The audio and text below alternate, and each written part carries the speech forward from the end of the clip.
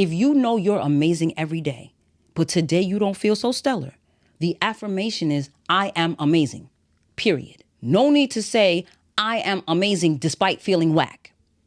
This is where you reclaim your power. Speak to the situation. Remind yourself of who you are. Who you are is way greater than how you are. You cannot believe that you're an extension of the Most High and believe that you're anything less than phenomenal. You can't believe you're a creation of the Most High and believe that you're not outstanding. If your beliefs are contradictory on that level, it serves to reason why your language is contradictory as well. Passion public service announcement. Passionate. Let me tell you something. Greetings and salutations, my beloved passionates, newcomers, visitors, and guests. Welcome to episode 6 of season 5 of the Passion PSA podcast, where I, Passion No Last Necessary, your Get You Right Guru, issue a weekly public service announcement about my lived experiences and yours. I apologize that there was no announcement last week. In a few weeks, I'll be able to share with you what has been going on, so just hold on for me and pray me through. Also, I know my eyes look a little bit crazy. Interesting that I didn't want to do the previous episode with glasses or with any kind of alteration because my left eye was all jacked up and now my right eye is all jacked up because I have pink eye. Ta-da! I don't know what spirit is trying to show me or trying to teach me, but I'm going to stand tall in the lesson, and I'll just pray that you stand with me. In any event, we're going to jump right into it, okay? Our personal stories are some of the best teaching tools available. So while vulnerability and transparency, they're not always fun. They are some of the most effective ways to teach. So based on my life and the lives of others around me, I've curated this for your consideration zone, where the objective is to offer you a perspective you may not have previously considered to A, expand your thinking, and B, aid you in becoming a better version of yourself, for yourself, and for others. This is indeed a safe space, and partly because you're not the one that's here in the hot seat, right? So as much as you may feel confronted or convicted through your screen, you're not actually being personally attacked or personally interrogated. So if you feel away, you can lick your wounds in private, right? More times than not, it's literally me putting myself in the hot seat, considering and honoring your perspective, but then challenging you to be a little bit broader in your thinking. So yeah, this might be an offensive space sometimes. This might be a triggering space sometimes. But in order to neutralize a trigger, you have to first identify the trigger, then identify what you think is the catalyst, because it's often not what you think it is. Then go a little deeper to see if there's something more that you've been overlooking all along. Y'all keep telling me I'm not the softest speaker. I'm not going to refute that. The other perspective to that is that there's so many times when I speak gently and the gentle approach is taken for granted or taken for joke. So if you act like you can't hear someone until they start screaming, you can be injured and offended by their yelling, but you can't blame them for it, especially if they started off whispering. I'm not going to yell at you, but I'm not sugarcoating these truths. People are out here devolving and coming unhinged at record rates, which means we got to do the self-work at equally high speeds to be able to survive their crazy without becoming a vibrational match for it. So you are safe here. I might break you down to your mitochondrial DNA, but I'm also going to help put you back together. In order to preempt some of these potential hurt feelings and offenses, we start the episodes with affirmations. And we've laughed in a few episodes about whether y'all actively participate in the affirmation process with me or if you just let the episode play and courteously wait. I know I told you before that someone told me outright that they just sit and stare at a wall until I'm done. And I thought that was weird. Like, okay, you might not want to repeat after me, but not even want to look at me while I'm saying them. Like, even if you felt like I was casting a spell, making these statements, these would be the types of spells you'd want somebody to speak over you. But that's another topic for another time, because I don't know if y'all ready for a conversation on spell casting. And as it is, when I started out on this episode, this was not the episode I was going to do, okay? I was fully prepared to have a moment of confession and transparency and vulnerability. And I don't know how we ended up having a conversation about affirmations, but it is well. All is well. And so it is.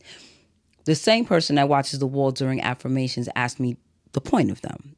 Now, considering I generally start each episode with the same introduction, I thought that I was making that pretty clear, but this isn't the assumption space, right? We want things clear here. So into reference land I went, and according to dictionary.com, affirmation is the act or an instance of affirming. It's a state of being affirmed. The assertion that something exists or is true. And per Oxford Languages, aka the Googles, the action or process of affirming something or being affirmed. And definition 2, emotional support or encouragement.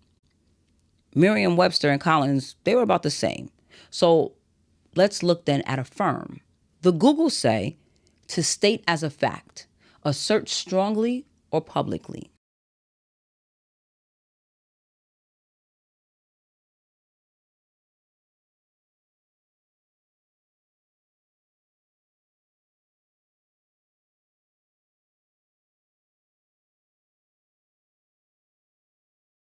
Which says to state something as true. Collins, to state or assert positively, maintain as true, to affirm one's loyalty to one's country. He affirmed that all was well. He affirmed that all was well. Sound familiar? To confirm or ratify. Definition 3, to assert solemnly. Definition 4, to express agreement with or commitment to. Now, I know newcomers might be a little put off by the vocabulary lesson. Hold tight. We've seen confirm come up in the definition of affirm. But we know that we're not supposed to define a word using the word, right? What then does confirm mean? According to Collins, to make firm, strengthen, establish, encourage. To make valid by formal approval, ratify. To prove the truth, validity, or authenticity of, verify. Now, Cambridge has 4 definitions and 3 of them don't apply in this context, but the one that does is to prove that a belief or an opinion that was previously not completely certain is true.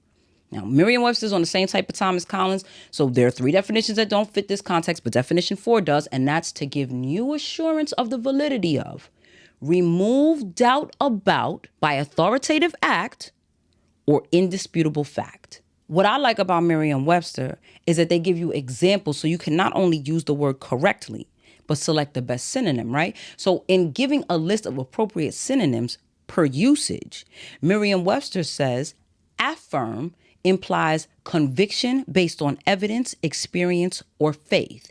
And for confirm, it says confirm, corroborate, substantiate, verify, authenticate, validate, mean to attest to the truth or validity of something. Confirm implies the removing of doubts by an authoritative statement or indisputable fact. The removing of doubts by an authoritative statement, and the authoritative statement is the affirmation. Now we have an understanding of what affirming is, what an affirmation is. Are we clear on the difference between affirmation and confirmation? The affirmation is the declaration, it's the assertion. The confirmation is the agreeance with the affirmation. It's the cosign. Affirmation. I am an excellent teacher. Confirmation. True. Good. Why is it important to make affirmations? What's the point? I'm fine. I don't need that extra validation. This is how people talk to me and then they cry about my delivery. And while some of us do walk around confident and sure of ourselves, there are those who need an extra boost. And it's not limited to that. We do this here to make our own magic, right? Abracadabra, favorite declaration of magicians of yore. Yes, I said your word nerd stand up. Abracadabra means I create what I speak in Hebrew. So what we're doing is creating the condition we desire. If I tell you I'm about to tell you something that could very well and probably will push your buttons, but my intention isn't in fact to push your buttons. The forewarning is to set you up for success. It gives you a minute to gather your thoughts, tell your ego to chill, and when whatever I have to say lands, even if it hits you hard, you're prepared for the blow. Now take it up a notch. I just stated, I think that was in the last episode, I don't remember because it's been a little minute, but I said that the truth is often extremely offensive. But in a self-help space, in a life coaching space, we have to deal in truth. Otherwise, you're not getting help and you're not helping yourself. So knowing the type of space you're entering and the type of coaching that I give, my presentation, my delivery, tuning in, I might have composed an episode that feels like I have now shown a helicopter searchlight through your bedroom window. The affirmations are to prepare our talk space as well as your mental space. After Passion says whatever she says, This is how I want to feel. This is how I expect to feel. Even though, or even if she just called me out, put me on full blast, and call me names. I'm mad because she's not wrong and I'm mature enough to admit that, but I'm still not emotionally developed enough to not feel like passion's delivery is the problem as opposed to my behavior. Blame it on me. Say it's my fault. So I'm bothered enough to feel a way about it, but not bothered enough to stop showing up and at least listening, even if I'm not going to do the work. Okay, so passion, if this is how I want to feel after the episode, why are affirmations always supposed to be in the present tense? That's how I want to feel in the future. But isn't that lying to myself to say that's how I feel now? No, not at all. Whether you're ready for this truth or not, the reality is now is all that exists. The future doesn't exist and the past is no longer happening. We allow the past to keep replaying, but it's not actually still occurring. And while we make plans for the future doesn't exist until it becomes now. Now is all there is. So what you desire in the future, speak it in the present tense. Calleth those things which be not as though they were. That's from the King James Version of Romans 4:17, okay? As a person thinks, so are they. So if your mind is trained on goodness and wellness and upfulness, that's where your energy will follow. So while unpleasantry may arise, it is 10,000 times easier for you to take it in stride if you're up than if you're already down and feel like you can't take another blow. Okay, passion, but if I say I'm going to have a good day, how is that not present tense? Because present tense would be I'm having a good day. In that statement, having is indicating that it's already happening. Going to implies that it'll happen later. Well, I mean, it's the same thing to me. Only it's not. That's laziness talking. If it were really all the same thing, if you told someone you're going to do something and they stood there looking at you, waiting for you to do it, they'd be in the right because according to you, I'm going to do it and I'm doing it are the same.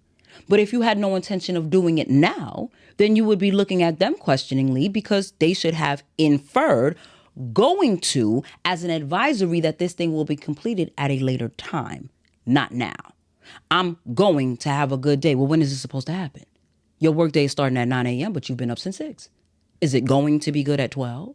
Or at 5 when you get off work? Or at 7:30 when you get to the after work spot?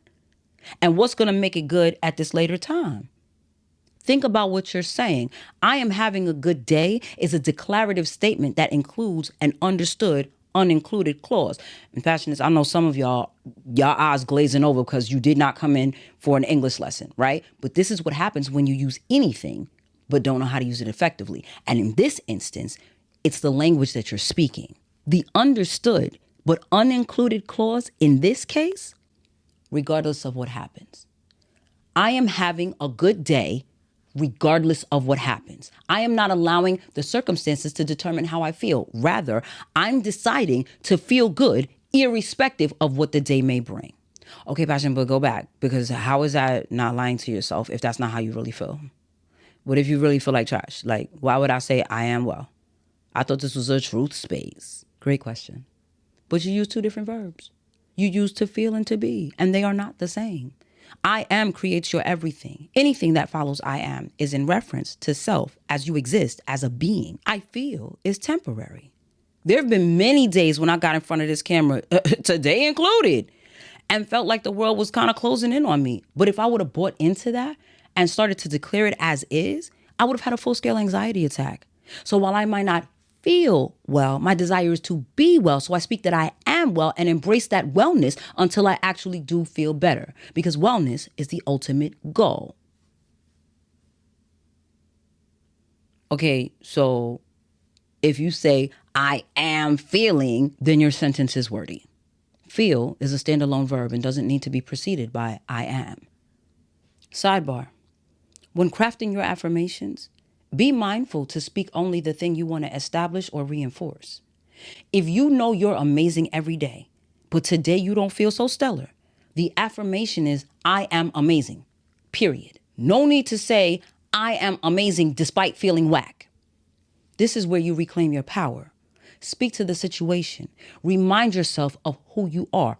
Who you are is way greater than how you are. You cannot believe that you're an extension of the Most High and believe that you're anything less than phenomenal. You can't believe you're a creation of the Most High and believe that you're not outstanding. If your beliefs are contradictory on that level, it serves to reason why your language is contradictory as well. And that sounds sarcastic, right? A lot of us love sarcasm. Clearly, I'm no stranger to it. Well-delivered sarcasm can be straight up hilarious. And unfortunate but true, it's even funnier when it's at someone else's expense. Regardless of the context in which it's being delivered, it's almost always negative. And most won't cop to that because they don't mean anything by it and it's just a joke, right? And their intentions may be of the highest nature, but using negative language on a continual basis does not foster positivity. Also, there is no real high intention in using sarcasm to challenge someone's intelligence other than to amuse yourself by mocking them, which circles us back to the negativity of it all. What did we say at the top of the episode? You have to see the issue, understand where and how it is an issue, and only then can you do something about the issue. I know I can be very sarcastic, and from what I've been told, it's to the point of condescension and disrespect. Possibly. The people that have described me in this way are also very condescending, so it's very possible they were just seeing themselves reflected back to themselves and didn't like it. Nonetheless, I recognize where it's problematic for others. That's the offense. I recognize where it's problematic for me, and that's not actually offending others, but that the action really isn't the highest vibration. While I'm operating from a place of wanting people to do better or think before they speak, the highest vibration would be patience and compassion, and that sarcasm is rooted in impatience and irritation. This is me identifying what the root of it is so that I can correct it. Be ever reminded that if any or all of what I'm saying feels like a personal attack, none of this is an indictment, okay? The last question that was posed to me, why don't I do the affirmations at the end? Remember what I said at the beginning. I used an example of having a conversation with someone and prefacing it, right? Let's put the shoe on the other foot. You're the one being addressed. So you're talking to someone and the things that they're saying are incensing you. And when you get your chance to speak, you tell them how they've impacted you. You get them a piece of your mind and you let them know you're not okay with any of what they said. And they really didn't mean to do any harm or damage. So they say as much. Only it doesn't matter. Like every apology in the world won't reverse how they made you feel. They didn't mean to do it, but they did. Prefacing a conversation that you know could be troublesome or cataclysmic is dynamic in so many ways. In this space, our affirmations are the preface. Some of you show up weekly because you really bang with me heavily and you just want to support the work that I do. Some of you show up because you get real value out of it. It stimulates your mind and it moves you to action. So when you leave the episode and you find yourself in a situation that we've talked about, you hear me talking to you. And even for the diehards, some of y'all show up and you're not in the mood. You about ready to Sparta kick someone's daughter or son down the side of a pyramid. You know you're going to get something out of it, but you're also not really in the mood to hear what now feels like I'm lecturing you. The reason I started doing affirmations at the commencement of the episode was because I showed up one day and I had to turn on my Hollywood smile when I really wanted to say FTS. The message was already composed and it was sound and someone needed it. But life was lifing. I had to remind myself that what I was navigating was temporary. It was unrelated to this work, these clients, these students. And while it was okay that I felt like I was in the upside down because my house was literally upside down and everything else seemed topsy-turvy, it was also necessary to not focus on the chaos. The intentional act of redirecting my attention to what was working for me, what was going well for me, what I wanted to be, feel, see, do, hear. That act of affirming shifted me past my circumstances. It didn't change the circumstances. It gave me the tools to navigate them. The only one we always have the authority to change is self. Change self and everything else changes by default. The world is responding to you and life is happening for you. So make it happen in the best way possible. Now, class, I'm not going to do passion points today, okay? I was going to give you a whole whiteboard presentation. I made a whiteboard. That's why you see it behind me. I have my dry erase mark. I got multiple colors and life is lifing, okay? Circle back if you missed anything. I most definitely will not be offended if you give this 2 or more views. If you have questions or comments, drop them below. If you have listener letters, send them to greetings@whatonewomandoes.com. If you'd like to be a financial contributor, donations can be made through PayPal, Linktree, Zelle, or Podbean. Links are in the description box. And that's it for housekeeping. You Get You Right Guru is signing off. Y'all go forth, be great, be filled with bliss, be armed and empowered with knowledge. Affirm yourself. Affirm the life you desire to live. Speak it in the present tense. Speak it as though it already is, no matter how it appears. I am well. It is well. All is well. Well is all. And it is so. I'm about to go get these eye drops. And all things be passionate. See you later. And hopefully next week I'll see you clearer.